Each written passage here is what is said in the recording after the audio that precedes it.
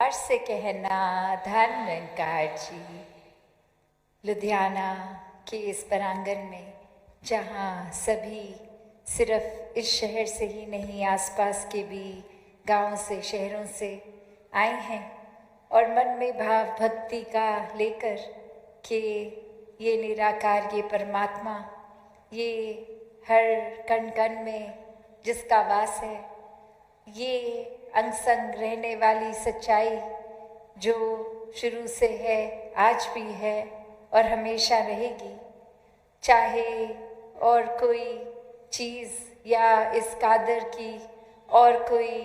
एक ये कुदरत रूप, चाहे वो धरती हो, कोई और ग्रह हो, कुछ और हो, सब ने ख़त्म हो जाना है। इंसानों ने भी अपना समय जीकर फिर इस संसार में नहीं रहना। तो ये भक्तों ने हमेशा से उजागर किया कि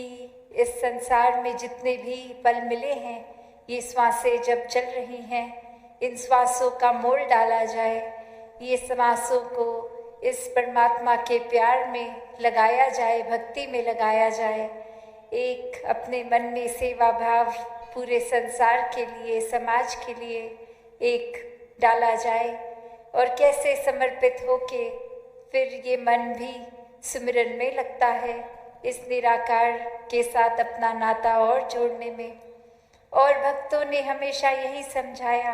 कि घर परिवार समाज में रह के ही भक्ति की जा सकती है। इसको इसी तरह करना है, सभी का साथ देना है, सभी के लिए उपस्थित रहना है।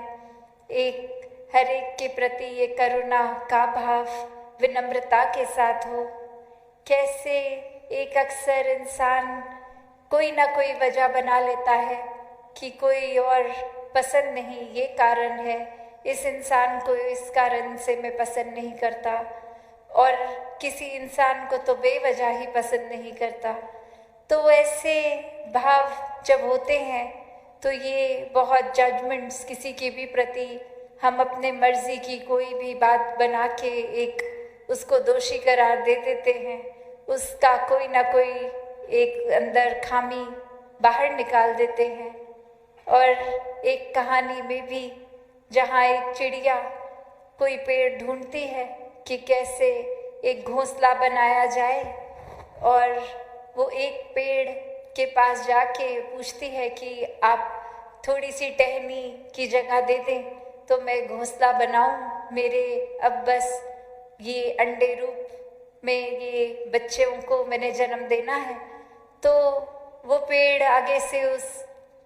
पक्षी को मना कर देता है, उस बर्ड को,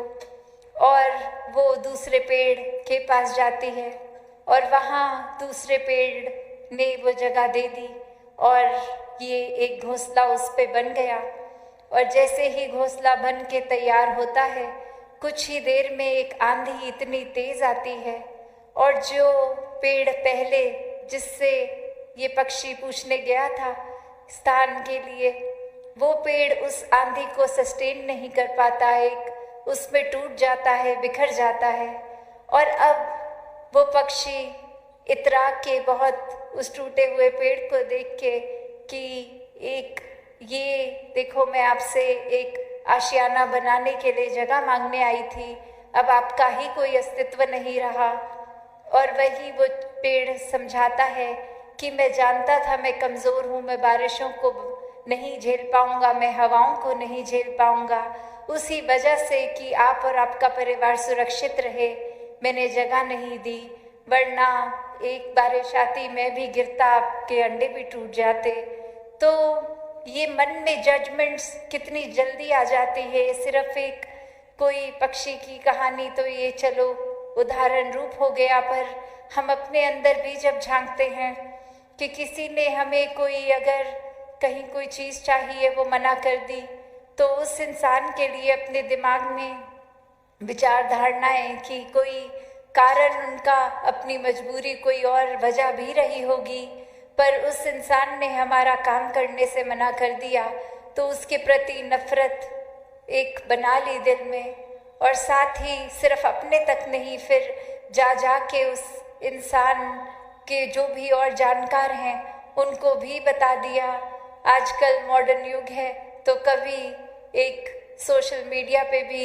एक देख कर किसी को कांटेक्ट कर लिया कि आपके वो जानकार ठीक नहीं है, ठीक व्यवहार नहीं कर रहे, उनके साथ आप भी संबंध तोड़ दीजिए, एक उनसे बात मत कीजिए। या कोई भी तरीका ये नफरत का इंसान ढूंढ ही लेता है और सिर्फ खुद तक नहीं, एक जजमेंट्स अपनी बना के हर एक तक फिर वो बातें, चाहे वो एक अक्सर खुद के साथ बीती भी नहीं हो, सिर्फ एक कहा सुनी अफवाह या र्यूमर्स का रूप, इसको भी फैलाने में फिर संकोच नहीं करता कि ये फैक्ट चेक है कि नहीं, ये बात वाकई ही हुई कि नहीं,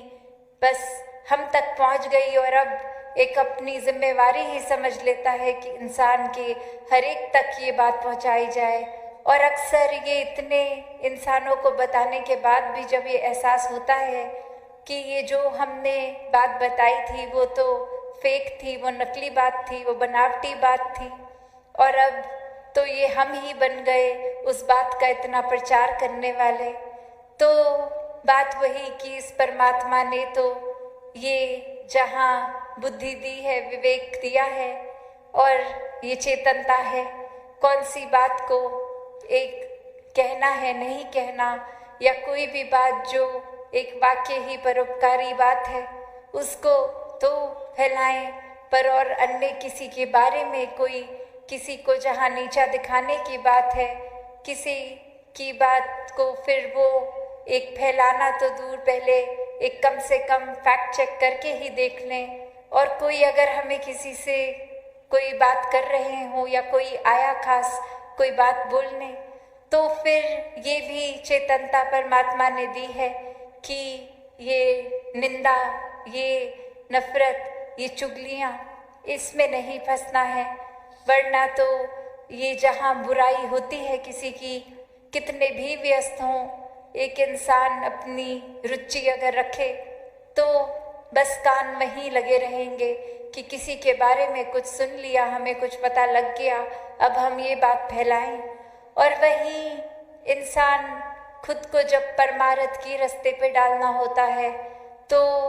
एक खुद को बहाने से भर लेता है कि आज थोड़े थके हैं, आज तो एक सत्संग नहीं जा पाएंगे, आज एक कोई अन्य काम करना है, इसलिए ये सेवा पे भी नहीं जा पाएंगे, और कोई भी बहाने बना ले। पर जैसे ही एक ये बात आती है कि किसी की बारे में बात है, तो वहाँ भी वो चेतनता का फिर कोई प्रयोग नहीं जो करते, वो फिर कब अपनी मनमति के हिसाब से जीवन शुरू कर देते हैं, वो खुद भी नहीं एहसास होता कि ये दिल में जहाँ परमात्मा इस निराकार दातार ने बसना है, वहाँ हम अपने अहंकार को जगा दे रहे हैं। वहाँ कैसे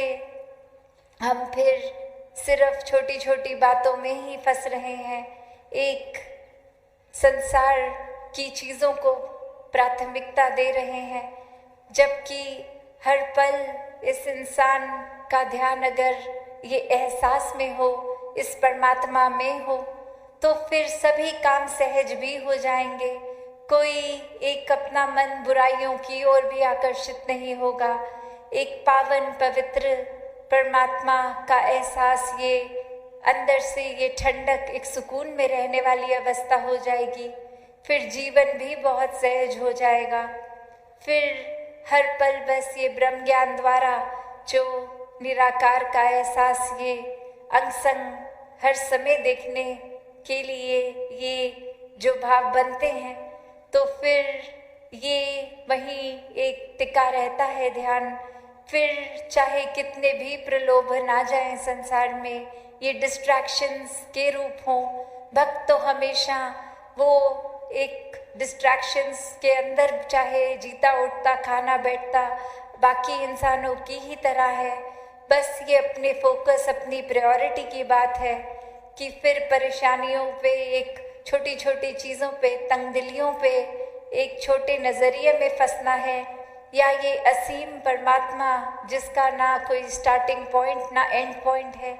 इसके साथ अगर जुड़ें तो वाकई ही सोच भी विशाल होगी, दिल भी विशाल होंगे, फिर ये बुरे ख्याल दिल में आएंगे ही नहीं, क्योंकि ये परमात्मा ही दिल में है, तो और कोई बुराई फिर इस दिल में नहीं रह सकती। तो कैसे इस संसार में हर कोई जहाँ परमात्मा की भक्ति किसी भी रूप में कर रहे हैं, पर वाक्य में तो ये प्रेमा भक्ति की बात है कि पहले परमात्मा को देख के फिर ये जो प्यार होता है, लगन लगती है, फिर वो एक हर पल में परमात्मा की कृपा ही दिखती है। हर पल में चाहे वो हमारे हिसाब से कोई चीज़ ठीक है कि गलत है, ये मन में विश्वास है कि ये पूरे का किया सब कुछ पूरा, कि ये हमारे हिसाब से अगर ठीक नहीं भी है पर ये परमात्मा के अनुसार है तो बहुत ही ठीक है। तो बात वही कि कैसे संतों ने चाहे कोई भी युग रहा हो, कोई भी एक सिचुएशन रही हो, प्राथमिकता परमात्मा निराकार को ही दी। फिर एक उस तरह मन में नहीं बात आती कि अभी जीवन का कोई पड़ाव चल रहा है तो उसी में जो जिज्ञासु होते हैं, जिनकी इच्छा होती है, तो वो चाहे बाल अवस्था हो या बुजुर्गी या नौजवानी की, तो ध्यान यही रहता है कि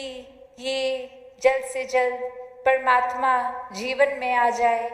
ये एक भाव बनते हैं तो वाकई ही ये जीवन फिर उम्र का, ये आध्यात्मिकता भी उम्र की फिर मोहताज नहीं रहती। जहाँ छोटे से ध्रुव प्रहलाद भक्त का भी आज संसार नाम लेता है, वहीं फिर कोई भी और वजह नहीं बनती कि एक बाल अवस्था से नौजवानी की उम्र में जिनको एक ये जिज्ञासा है, या कईयों को बुजुर्गी में भी आती है, तो जब आए तब मुबारक, ये उस समय ही परमात्मा उसी पल मिल सकता है। बस बात वही कि ये संसार की ओर, ये संसार की सामान, ये रिश्ते नाते, ये परमात्मा ने जो बख्शे हैं, इसका जहाँ संभाल तो करनी है, पर मन को इसमें बांधना नहीं है। ये जब तक चीज़ों को हम परमात्मा की देन समझेंगे, ये सदुपयोग भी होगा, ये एक अच्छी तरह से इस्तेमाल भी होंगी चीज़ें। पर वही एक कोई वस्तु आज है कल नहीं है, उसके लिए मन को इतना परेशान कर लेना कि एक फिर उदासी भरा जीवन जीने लग पड़ना, तो ये तो फिर उस तरह से वस्तु के साथ इतनी अटैचमेंट हो गई कि परमात्मा ही नज़र आना बंद हो गया। तो संतों ने हमेशा डिटैच्ड अटैचमेंट की बात की है कि ये सब चीज़ों को तो एक अच्छी बात है, मेहनत मशक्क़त करना, अपने घर परिवार को पालना, एक घर में आराम के लिए अन्य अन्य गैजेट्स लेके आना, पर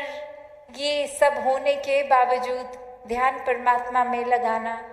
कैसे अपने मन को फिर चीज़ों में उलझाना नहीं है। ये परमात्मा में जितना ध्यान और लगाते हैं, अक्सर एहसास होता है कि घर के आपसी रिश्ते भी और सबर रहे हैं, उनमें और महक आ रही है। कैसे फिर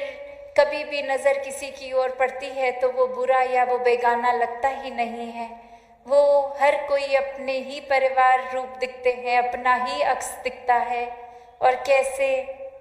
फिर हर एक में परमात्मा रूप स्वयं कि जब ये निराकार का एहसास है तो वो कण कण में है, तो हर एक में है, तो फिर कोई वजह नहीं बचती कि किसी से भी नफरत की जाए। फिर वो वजह नहीं बचती कि एक किसी की गलती पे उसको इतना बुरा अपने दिमाग में बांध ही लिया कि वो इंसान बुरा है। नहीं, फिर वो जहाँ उस इंसान की माफ़ी के मोहताज भी नहीं रहते, वो खुद ही क्षमा का भाव अंदर से आता है, और वो इंसान अगर माफ़ी मांग भी ले तो भी बात यही रहती है कि ये आगे से गलती वो इंसान ना रिपीट करे। उतनी कम्युनिकेशन, एक उतनी बातचीत उस इंसान से रहती है कि चलो गलती हो गई तो कोई बात नहीं, हमसे भी होती है, आपसे भी हो गई, बस आगे इसको वाकई ही सुधार का एक ये मौका देखें, इसमें एक वो अपॉर्चुनिटी देखें, इसको फिर अगर शिक्षा मिली है तो इसको गंवारा ना जाए पल को, ये सीख कर आगे बढ़ा जाए। कैसे फिर संतों के भाव में तो ऐसे भी होता है कि गलती से भी अगर एक छोटी सी जो चीज़ वाकई ही फूल जैसी कोमल भी क्यों ना हो, अगर किसी को गलती से लग जाए तो संतों के तो मन में यही आएगा कि सामने वाले इंसान को दर्द ना हो गई हो हमारी वजह से। और वहीं एक अगर मन में अहंकार लेंगे तो किसी के सर पे पत्थर भी मार रहे हैं, एक ये हैवानों वाली हरकतें भी इंसान कर रहा है, और मन में माफ़ी तो दूर की बात, ऐसा भी ख्याल नहीं आ रहा है कि कुछ गलत कर रहे हैं। ये परमात्मा का एहसास ही नहीं, तो फिर इंसान का शरीर तो है पर अंदर इंसानियत नहीं है, तो फिर ऐसा जीवन तो कहाँ एक मनुष्य कहलाने लायक भी जीवन है। तो इस दातार ने ये पोटेंशियल तो दिया है कि हम इंसान के शरीर में एक फरिश्ता भी बन सकते हैं, एक दानव भी बन सकते हैं। तो क्या बनना है? बात वही चेतनता की, कि ये चेतनता को अपने जीवन में जिन्होंने अपनाया, संतमति को अपनाया, और तभी बार बार संत एक सेवा सुमिरन सत्संग के पहलू पे भी इतना जोर देते हैं कि अपने साथ साथ हर समय जब संतों का संग होगा ये सत्संग रूप में, तो फिर अच्छे विचारों के साथ साथ जीवन कैसे ये वाकई ही दिल से एक चेंज होता है। ये रवैया ऊपरी बनावटी नहीं, ये दिल का प्रवर्तन है। कैसे फिर एक वो भाव आता ही नहीं कि हमसे कोई नीचा है तो सभी पूजे हैं, सभी ही के लिए ये सेवा भाव, और हर समय सिमरन रूप अरदास भी, जहाँ खुद को भी एक बख्शवाने के लिए और वहीं हर एक के लिए अरदास ये संत करते हैं। तो ये ऐसा संतों वाला जीवन हर कोई जी सकता है। संतों के तरह एक सिर्फ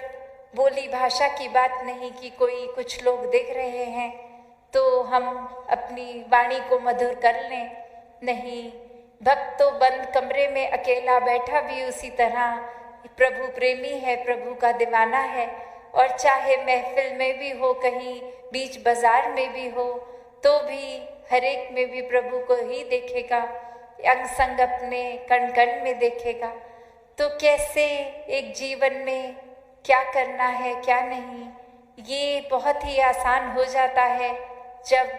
इस ब्रह्म ज्ञान द्वारा इस निराकार को जीवन में बसा लेते हैं। तो थोड़ा सा भी अगर ऑफ ट्रैक हो रहे हों, बार बार ये दिल ये चेतन हो के दिमाग भी ये इस परमात्मा को ही पकड़ता है और सही रास्ते की ओर खुद को डाल लेते हैं, तभी ये आत्म मंथन भी, ये रिफ्लेक्ट करना अपने अंदर, ये इंट्रोस्पेक्शन भी बहुत ज़रूरी हो जाती है कि हम दूसरों की कमियां निकालने में तो बहुत समय लगा रहे हैं, कुछ पल अपने अंदर भी देखें कि हमारी कमियां का क्या क्या हैं, हम कैसे उनका सुधार करें। वरना इंसान तो अपनी कमियों को तो एक्नॉलेज भी नहीं करता, ये मानता ही नहीं कि कुछ कमी है हम में, बल्कि अहंकार आकर हर एक में तो कमी दिखती है, पर ये दिमाग ही काम में चलेगा कि दूसरे को बता दिया जाए वो बिल्कुल ठीक नहीं है, बहुत खराब कर रहे हैं, और हमको देखो हम कितनी अच्छी तरह ये एक चीज़ है इसको निभा लेंगे, आपसे तो होगा ही नहीं। तो ऐसे भाव तो संतों के नहीं होते। यहाँ तो क्लियरली एक अहंकार ने जगह ले ली है, और वही संतों को तो होता है हम हर एक के दास हैं, तो किसी ने कुछ समझाया भी तो हमारे एक भले के लिए ही है वो बात, वो लेसन लर्न करना, वो सीखना। और उसी तरह ये ग्रोथ जो होती है, स्पिरिचुअल ग्रोथ, ये आइसोलेशन में जहाँ हम अकेले खुद के साथ भी हैं तब भी ये हो सकती है, और फिर सत्संग का रूप भी कैसे हर एक के साथ। तो ये बैलेंस भी कि अक्सर सिर्फ अकेले ही फिर नहीं बैठे रहना, कि अकेले अपने आप से ही बात करनी है, कुछ समझना है खुद को और ज़्यादा, और वहीं संसार को त्याग के सिर्फ हर समय अपने कामकाज छोड़ छाड़ के सिर्फ सत्संग ही करते रहना, वो भी एक अलग एक्सट्रीमिटी हो गई। वहाँ फिर हम संसार से एक अपना हाथ छुड़ा रहे हैं। तो ये बैलेंस की बात होती है। और यहाँ तो बहुत ही सरल है कि बस निराकार को मन में रखो। तो घर में किसी कारणवश अगर सत्संग नहीं भी जा पा रहे, तो वो अगर तो वाकई ही जेन्युइन कारण है, तो घर के अंदर भी उस समय रहना सेवा है। सत्संग में आए हैं तो भी संतों के वचनों को सुनना, जीवन में उतारना, वो भी सेवा रूप है। या फिर एक अन्य रूप में अगर सेवा के किसी ड्यूटी पॉइंट पे है तो भी वो उसी रूप में है। तो बात वही कि एक हर समय संत जो है वो हर समय का भक्त है, 24 घंटे की भक्ति है, फिर उठते बैठते खाते पीते। तो बात वही कि कैसे मन से सत्संग आए। सिर्फ इस शरीर को लाके सत्संग में कोई फायदा नहीं अगर ध्यान ही कहीं और हो। तो कैसे एक संतों का संग करते हुए जीवन में, जहाँ एक गृहस्थ का जीवन एक रिस्पॉन्सिबिलिटी से भरा, हर एक रिस्पॉन्सिबिलिटी को भी सामाजिक निभाते हुए, घर के मेंबर्स के साथ भी अपनी इक्वेशन को ठीक रखते हुए, एक हर एक को प्रोत्साहन, जीवन में स्पिरिचुअल ग्रोथ हो, चाहे कामकाज हो, हर एक तरह से एक प्रोत्साहन देते हुए ही घर में उस तरह से रहा जा सकता है। तो हर कार्य करते हुए भक्ति को भी किया जा सकता है। तो दासी और समय ना लेते हुए इन्हीं शब्दों से आज्ञा लेगी साथ संगत जी। धन्यवाद।